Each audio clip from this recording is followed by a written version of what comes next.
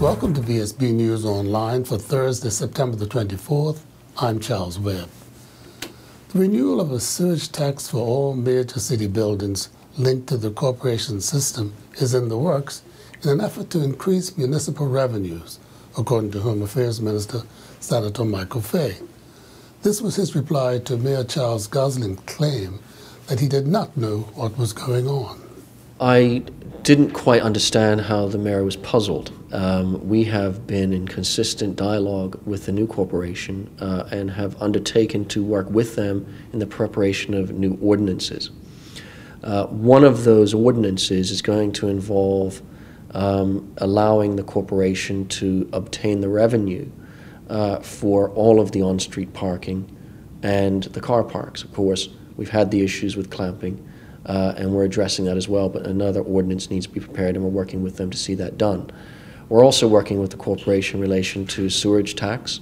The corporation has an ability to implement a sewage tax, and you'll know that there's a lot of buildings and properties that are connected to the Hamilton sewage system that are currently not paying any rates for that service. So we're looking for ways that the corporation of Hamilton can boost its revenue. And we work closely with the corporation in respect of that. Because of a judgment of the Chief Justice, it basically said ordinances need to be done in a certain way. That has slowed things up a little bit. But we're following that judgment. But that does require a good working relationship with the corporation, which I think we still enjoy. With a sterling academic record, a decade of financial services experience, and an impressive background in sports, Kevin Richards is uniquely qualified to take on the challenges of Business Development Manager at the Bermuda Business Development Agency. A team player in the nicest sense, the 33-year-old says he's ready to hit the ground running. 5 years in the insurance industry with ACE in London and Bermuda, as well as kind of a lot of experience with GE on the financial sector side and kind of getting into the industrial space in GE Canada. So, you know, I think in terms of industry base, I can kind of tackle a lot of different areas, which we will do at the BDA as business development managers. And also from a skill set side, it was predominantly either in insurance with internal audit or underwriting, and with GE with marketing and strategy. So a lot of the skill sets can be applied across different industries. So I think hopefully that'll bode well for me here with the BDA. What challenges do you foresee? Getting up to speed on the different industries. So Ross Weber has kind of had me drinking from the fire hose for the last 4 weeks with shipping, and I'll continue that into the aircraft space.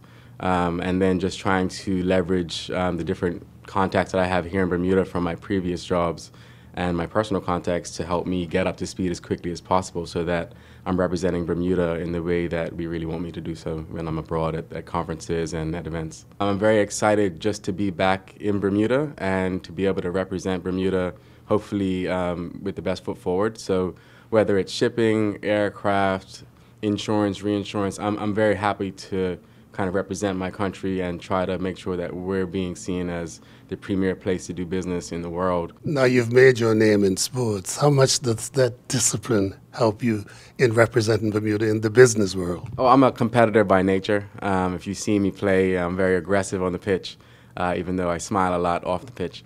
And I think, you know, that teamwork, that team ethic is something that I've definitely seen here in my first month. Everyone's very collaborative, and I think that's something that I will bring to the table.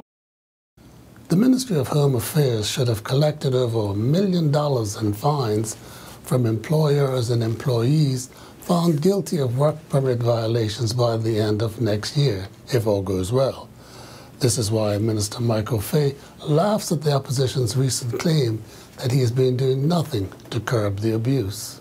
As usual, I'm disappointed. I've used the phrase a number of times now, a memory deficit, and I'll continue to use that because it's disappointing and saddening when the shadow of immigration makes remarks such as, we've done nothing to assist Bermudians in 2.5 years.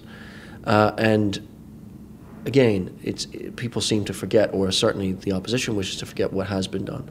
I want to remind people that this government introduced civil penalties. This government introduced civil penalties to say that employees and employers can be fined $5,000 on a first offense, $10,000 on a second offense for working outside the conditions of their work permit or working without a work permit. We have at the moment, Brian, 87 cases. That was last week's count. No doubt that will increase today.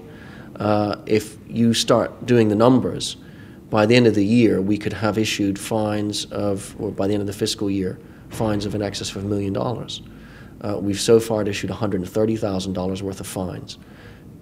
That tells us right away that the compliance department is doing the job that they've been tasked with, and that employers and employees are going to start to understand that this government is very serious about making sure that people follow the rules. We've loosened up some areas, but there's a give and take here, and we will not hesitate to issue those civil penalties, chief immigration officer on top of that. That does not prevent us from pursuing criminal penalties, and you'll recall that this government, in fact, doubled criminal penalties as well in the same session. So we've done more than the Progressive Labour Party did in their entire governance about breaches of work permits. We've in fact had more prosecutions than they did in their 14 years, and we've had 2.5. So those are the facts. You cannot dispute those facts. That is what they are, and I think they speak for themselves. We understand what is going on out there far more than the opposition does, and we continue to say to employers and employees, follow the rules, and if people have complaints, they can make them, and they now know and will understand that people who breach those regulations and the rules will be penalized appropriately.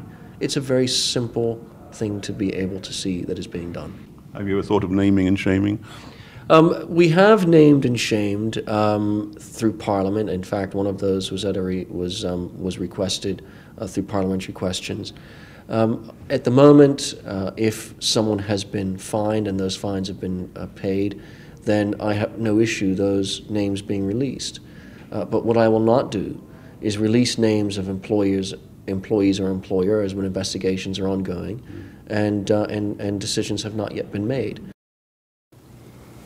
And we'll be back with more news right after this. The Marketplace Food Court is you and your family's one-stop shop. Start your day at the Breakfast Bar with omelets made to order and traditional Bermuda codfish breakfast. The chefs will cook lunch and dinner to your liking. Along with the salad bar, sandwich bar, sushi bar, and fruit bar, the Marketplace Food Court is your kitchen away from home. Every day is hassle-free with nutritious meals from the Marketplace Food Court. Visit us 7 days a week. Homemade cooking, quality service, all at prices you can count on. On Sunday afternoon, the Bishop of Bermuda, Nicholas Dale, will collate and license Major the Reverend David Rath as canon of the cathedral as a mark of the Anglican Church's appreciation for his 10 years dedication to St. George's Parish in general and St. Peter's Church in particular. The Reverend Rath, who hails from Canada, is noted for single-handedly caring for 3 Anglican churches in the parish, establishing a team of lay ministers, reviving the Friends of St. Peter's, overseeing the renaming of the church as Their Majesty's Chapel, and the forming of a children's choir. He also finds time to be chaplain of the Royal Bermuda Regiment and play the bagpipes in the Bermuda Pipe Band. Although she has spent the past 50 years in Bermuda as a teacher, Estonian-born Hallie Patterson has never forgotten her roots in that war-torn country of 1 million citizens and 3,000 years of culture. Although taken to England to avoid a Russian invasion at the age of 6, Hallie still has family links there and has put together an illustrated talk called The Bear and the Fox, which she's presenting at the Bermuda Underwater Exploration Institute on Tuesday evening. The current immigration invasion makes her tale a compelling experience. So I remember what it was like during the German occupation because I was too young to realize what it was like during the Russian occupation, but I knew all along, I knew which of my relatives had been sent to Siberia. Are they under any kind of threat now? Yes, they are. They're very much so. That's why you've got the U.S. Warships there and you've got U.S. planes there. Really? Yeah. So guarding that border. Yes, yeah. Because another Ukraine is around the corner, I suppose. Ukraine is around the corner, and Estonia is the easiest for Russia to get into. Does it ever stop? No, I don't think so. What I do you think of all this immigrant business?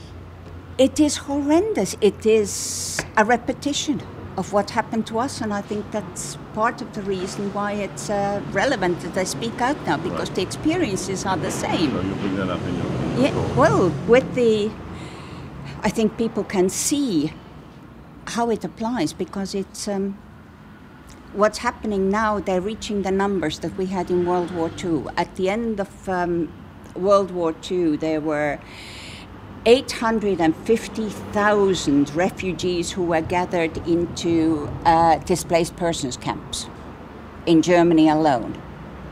And we've got these numbers coming through and more coming through all the time. But what's happening now, I think it's also complicated by the fact that you've got the refugees from Syria, but you've also got the migrants from other countries which aren't war-torn, but who want a better life for themselves, and they're joining in, and this is what is complicating the issue. Do you think an Estonian would say, as has been said by so many other countries, I'm sorry, but we paid our price, we won our wars, we don't have room for you? Estonia has agreed to take, I think it was there, something like 165 people who are going there, a few at a time. They're not part of the EU, are they? Yes, Yeah. Since 2004. Good Lord. Yes, and because of that, and because of their size, this is the number they have to take. Oh yes, yes. In fact, they're in the Eurozone. Right. So they also have to pay when another country collapses, like Greece, where the pensions were higher than Estonian salaries. What's the population of Estonia? Just about 1 million. It really is small. Yeah. And struggling. Yes, it is. But it doesn't have any debt. It's really struggling. They're very hard up, but it has not borrowed a cent. There's a lesson. Yeah. So you're very proud of that. And now we turn to Earl Basden for a more compelling experience, the sports. The Bermuda Inline Hockey League finals will come down to a third game. This after the Paget Pistols drew the series level at 1-1, defeating the Pembroke Pirates last evening 9-7 at the PCC hockey rink.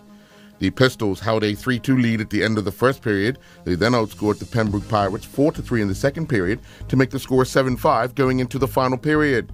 The Paget Pistols secured the victory by scoring twice and holding the Pirates to only 2 goals themselves. Chris Grantier led the Paget Pistols to victory with 3 goals, while Joe Neal scored twice. Bill Calco scored once, along with Andrew Marcus, Adam Mattal, and Shannon Goose. Ryan Wilson and Matthew Desjardins led the way for the Pembroke Pirates with 2 goals apiece. Mark Heinzman, Adam Smith, and Jacob Amlong added a goal each. The 2015 Bermuda Blueprint and Team Squash Championships got underway at the Bermuda Squash Rackets Association Club last evening. The big winners on day one were Hit or Miss, who defeated the Overachievers 9-0. Andrew Robinson defeated Jane Brewer 11-8, 11-1, 11-7. Tony Muldoon defeated Soban Rhodes 11-7, 11-9, 11-6. Colin Alexander defeated Liana Katrick 11-5, 11-7, 11-5. Other big wins saw the Young and Useless defeat Fat and Unfit 8-1. Napton Hillbillies defeated Nolet 7-2. The 2015-16 Harness Pony Racing season will get underway this coming Saturday, September 26th at 6 p.m. at the National Equestrian Center on Vesey Street. For the first time in a number of years, this season will feature 7 new junior drivers, including 1 junior rookie female. This season also sees the return of some drivers who will be lining up to stake their claim on the track. The evening will get underway with the 106-1 to 107-1 time bar class featuring Inward's Generation, Rio Ladylike, A Touch of Red, and Colonel's Maestro. Yesterday, after the Bermuda Football Association's decision to postpone the drawing of lots, we spoke to Dandytown Hornets president Willis Deal, who shared his thoughts on how the Dudley Eve Group B winner and runner-up should be decided. On the field. Let's get on the field and play the game. That's how I feel. That's my view. That's the view of my club. The players, the Dandy Town players, have expressed that to me. I've had conversations with the players. I've had conversations with the coaching staff. I've had conversations with the executive. I've had conversations with the fans. I've had conversations with people in the street, and everybody feels that it should be resolved on the field of play. However, we have to understand that the BFA has rules that they are governed by, and that if they feel that what the rules that are in place are adequate enough to resolve the situation, then Had the issue of picking up lots, which they decided that's what they were going to do, had that been in the rules prior to the start, is it something you still would feel strongly about or against? No.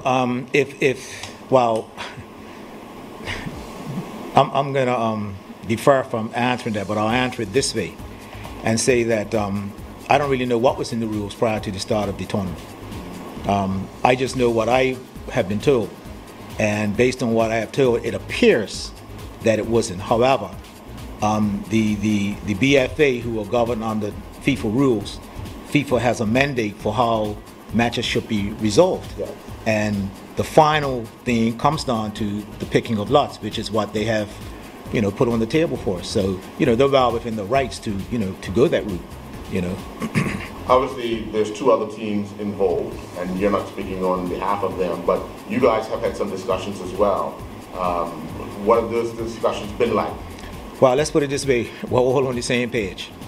Well, look at it from this perspective. I mean, how do you leave out any one of the three teams? As I say to people, Robin Hood worked hard to beat Cougars. Cougars worked hard to beat us. And we worked hard to beat Robin Hood. It just, unfortunately, ends up we all played 2 matches, scored 3 goals, and conceded 3 goals. So you can't even go on a hair-to-hair thing, because everything's the same. Staying with football news, for the second consecutive game, Marco Warren and his Flagler College men's soccer teammates had to fend off a rally, this time by Clayton State University, to come away with a 3-2 Peach Belt Conference victory at Saints Field. Jumal Mouchette and his Virginia State University men's and women's cross-country teammates competed in the Virginia Union University meet. The men finished in second place with 61 points, with an average time of 35:47.6. Sophomore Mouchette led Virginia State University, finishing 6th with a time of 36:06.9. In second spring senior bowling league action at the Warwick Lanes, it saw Old and Kicking go down 3-1 to Go and Get It. The newcomers defeated the Last Pins 3-1. The Pin Splitters went down 3-1 to the Blue Angels, and the Last Minutes went down 3-1 to the Islanders. I'm Earl Basden reporting for VSB Sports. Looking at the weather for Friday, September the 25th, there will be a mix of sun and cloud with 1 or 2 showers. Winds will be variable and light. We're expecting a high near 85 and a low near 77. This weather forecast is courtesy of the Bermuda Weather Service. Thank you for watching VSB News Online for Thursday, September the 24th. I'm Charles Webb.